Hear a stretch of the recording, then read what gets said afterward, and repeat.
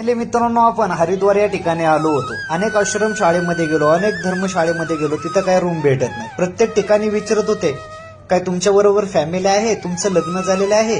खरंच सांगा मित्रांनो, माझी जर बायको माझ्या जोडीला असती तर एवढी चालली असती का? मध्येच वाटेमध्ये सोडून मला नाही का घरी निघून आली असती. असो, रूम मला भेटली. या ठिकाणी राहायची सोय झाली होती. नंतर थोडा आराम केला आणि गंगा स्नान करायचं जायचं होतं. टॉवेल घेतला आणि रूमच्या बाहेर निघालो. लाईटी होत्या, त्या लाईटी बंद केल्या आणि माझा प्रवास सुरू होतो गंगा नदीच्या दिशेने. वाटेमध्ये प्रचंड गर्दी. या गर्दीला तुडवत नाही, त्या गर्दीतून मार्ग काढत मी श्री गंगा मंदिरापर्यंत पोहोचलो. मला कळलं नाही, पण तिथं गंगा नदी, गंगा मंदिर अनेक होते.